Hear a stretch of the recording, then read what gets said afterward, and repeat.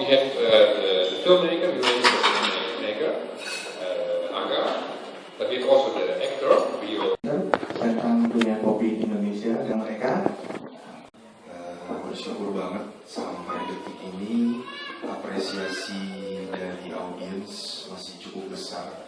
Ya salah satunya di sini masih tetap diputar gitu. Kemarin kita baru pulang dari Jepang, ada Tokyo International Film Festival, film kita masuk di sana dan apresiasi juga luar biasa. Terus kemudian di tahun depan kita mendapatkan distributor di Jepang dan akan tayang film filosofi kopi di seluruh bioskop di Jepang. Kalau menceritakan proses filosofi kopi dari awal, sebenarnya filosofi kopi ini yang menginisiasi proyeknya adalah Angga Dwi Sasongko, sutradaranya. Dia adalah the mastermind of this project. Dia dan istrinya. Kebetulan Angga baru datang. Oke, mungkin kayaknya lebih enak Angga yang ceritain ya. Awal pembuatan film filosofi kopi seperti apa? Selamat malam. Mohon maaf terlambat. Pertama-tama sebenarnya mulainya dari saya sama Anggia, istri sekaligus produser saya di Cinema Pictures. Nyari kami berdua ngefans gitu sama Dewi Lestari, dan waktu itu setelah selesai syuting Cahaya dari Timur masih dalam proses post production, kita udah mikirin next kita mau ngajain apa. Ketemu sama Dewi Lestari dan nanya yang masih available yang mana nih, karena kan Dewi kan laku banget gitu kan karyanya. Kita di dalam hati sih berharap filosofi kopi gitu, karena kita ngerasa kalau kita ngerjain seri Supernova waktu itu budgetnya bakal terlalu besar. Tapi kalau kertas sudah diambil, ternyata benar filosofi kopi masih available. Akhirnya kita ambil filosofi kopi dan kita putusin untuk ngambil satu cerpen aja dibanding membuatnya seperti recto verso misalnya. Mulailah saya melihat seperti biasa, maksudnya disiplin kami di Cinema Pictures ketika kami mengerjakan sebuah materi adalah mencari tahu dulu tentang materi tersebut, karena kami sebagai filmmaker kami punya keterbatasan. Kami cuma tahu tentang film, kami nggak tahu tentang kopi. Sama halnya ketika kita di timur, kami nggak tahu tentang apa yang terjadi di Ambon sebelum kami cari tahu. Jadi setiap memulai proyek baru, saya selalu ngajak teman-teman di Visinema untuk back to square one. Jadi balik lagi jadi orang bodoh, balik lagi jadi orang nggak tahu apa-apa. Mulailah kami, saya, Andi dan teman-teman mencari tahu tentang apa itu dunia kopi. Kita ketemu Aga ya, ketemu Fernando, ketemu teman-teman ABCD. Ngerasa ada hal yang kurang dari cerpennya, karena memang pada dasarnya cerpennya ditulis kalau nggak salah hampir 17 tahun sebelum kita mau mulai kita membeli lisensinya. Berarti kan memang ada gap waktu yang panjang kan, dan dunia kopi berubah. Dulu belum ada waktu Mbak Dewi nulis belum ada Starbucks di Indonesia, belum ada even orang belum mengenal first wave, second wave, third wave gitu. Tapi ketika kita mulai beli lisensi dan mulai mencari tahu tentang seluk-beluk kopi, kita melihat banyak hal yang nggak ada di cerpen. Untuk itu kita memutuskan untuk melakukan adaptasi bebas terhadap cerpennya, mulai dari memasukkan lebih banyak elemen dunia kopi hari ini yang lebih current terhadap cerpennya. Tapi yang paling struggling sebenarnya bukan di dimensi kopi, tapi di dimensi menentukan mana yang mau kita pilih untuk kita pakai sebagai premis cerita. Karena kan kalau misalnya kita siapa yang baca cerpennya? Sebagai sutradara, saya merasa kalau kita ngomong tentang kesempurnaan dalam sinema, ini sesuatu yang intangible. Kesempurnaan itu intangible, nggak bisa digambar jadi visual. Gimana memvisualkan kesempurnaan gitu kan, sulit sekali gitu. Ya kalau tadi teman-teman nonton, sebenarnya karakter saya itu nggak bisa bikin kopi. Terus bikin aja di band aja pas cobain, gila pengen gitu. Jadi memang disitu ceritanya saya nggak bisa bikin kopi. Ketika proses persiapannya sendiri pun juga Angga menempatkan saya bukan di sebagai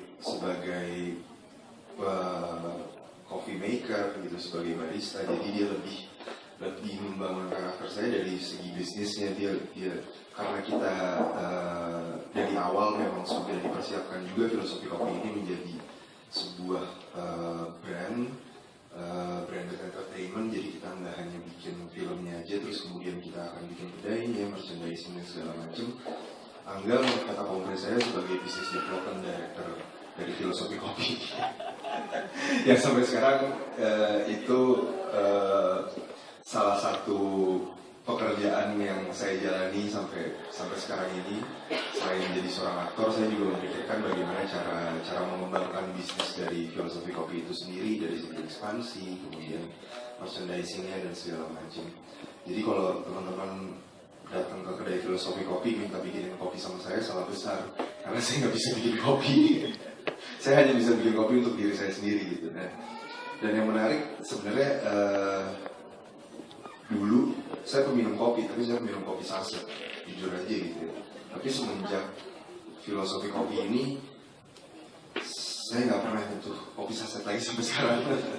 Karena ngerasa ya setelah mempelajari prosesnya, bagaimana tahu biji kopi yang digunakan sama produsen kopi saset seperti apa gitu, jadi kayaknya lebih pengen menikmati kopi yang benar-benar fresh roasted beans gitu, yang benar-benar dari tangan petani langsung dengan kualitas yang baik. Apalagi bisa dibilang Indonesia ini salah satu penghasil kopi terbesar gitu, kenapa nggak kita memanfaatkan itu gitu, dan kita menikmati hasil kekayaan kita sendiri kan. Itu aja, bilang aja gitu. Hebat jadi Tapi di filmnya enggak. di filmnya enggak. Paling Kayak gurunya gitu. Ya maksudnya. Ya pokoknya waktu itu ketemu Mas Angga di salah satu sekolah kopi habis dari tadi gitu ya. Terus ya Mas Angga nempatin Chico sebagai apa namanya salah satu orang yang mau belajar kopi gitu ya. Jadi memang Chico belajar kopi itu beneran gitu. Sampai dia tuh beberapa kali pop up beberapa coffee shop beneran jadi barista, beneran ngomong sama customer, beneran coba buat bikin kopi maksudnya yang enak gimana, yang enggak gimana kita kasih tahu segala macam. Sama di situ juga si Juli juga sempat ya dimasukin sekolahnya juga supaya dia kan perannya sebagai educator. Nah itu salah satu peran yang sangat susah sih menurut saya gitu. Jadi pelajaran juga emang benar-benar pelajaran yang emang industri kopi pelajarin gitu. Jadi benar-benar diajarin semua. Nah ketemunya di sana terus Mas Angga bilang kayak lu main gitu nih biasa gitu kan. Ya udah gitu dipakai lah gitu. Jadi biasa. Angga tuh barista paling terkenal di Indonesia. Wah, iya, terus kayak Mas Angga ngajak. Sebenarnya sih juga nggak ada, maksudnya nggak ada planning buat main film lah gitu, nggak ada planning. Tiba-tiba ketemu Mas Angga, terus ya ketemu Chico, ketemu Rio tuh akhirnya belajar banyak. Yang tadinya saya belajar cuma kopi doang nih, akhirnya saya coba buat menilai sesuatu dari secara visual gitu ya, dari caranya mereka gitu. Dan ya di situ saya mulai belajar banyak soal apapun gitu, nggak cuma dari kopi doang. Gitu. review sederhana saja, tapi rasanya enak banget untuk dinikmatin, didengerin. Kakak jatuh cinta sama kopi itu tahun 2008 tadi ya? 2008. Itu awalnya tuh gimana sih, ceritain dari awal kakak? Selama pekerjaan itu saya di situ ada satu hal yang bikin saya tertarik adalah jadi profesi barista itu bukan hanya bikin kopi gitu, tapi kita tuh sebagai apa ya, pencerita, storyteller gitu. Jadi kita cerita kopi kita tuh ke orang banyak gitu. Itu bagus banget kan, dan orang yang datang ke kedai kopi pun mereka nggak hanya sekedar minum kopi, tapi mereka dapat value lebih dari cerita kita soal kopi tersebut gitu. Dan itu benar ada di kedai kopi yang sekarang juga. Kalau kalian pergi ke beberapa kedai kopi, contohnya di Jogja tuh ada klinik kopi ya, kalau kalian datang ke sana tuh pasti nggak boleh keluar sebelum dia selesai cerita gitu kan. Dan itu memang ada dari dulu, memang profesi barista tuh ya itu uniknya adalah kita sebagai storyteller gitu ya. Nah ya sering berjalan waktu juga saya ikut beberapa kompetisi. Nah di kompetisi itu saya mulai tertarik tuh, karena ternyata profesi barista ini pun ada asosiasinya gitu loh. Ternyata ada perkumpulannya. Yang tadinya saya pikir saya sendirian, ternyata banyak gitu. Dan akhirnya berkenalan dengan mereka, ikut kompetisi, dan beruntungnya beberapa kali menang kompetisi. Walaupun terakhir saya selalu juara 2 sih sebenarnya, nggak pernah juara 1. Tapi banyak orang bilang katanya Chris better dari Noah, jadi ya saya lanjutin aja. Jadi saya lanjutin aja ya udah, maksudnya toh yang dipilih kan bukan juara 1 sama juara 2 kan. Nggak mungkin kan seperti itu. Akhirnya ya setelah kompetisi saya lakuin di nasional, regional, nasional, dan internasional.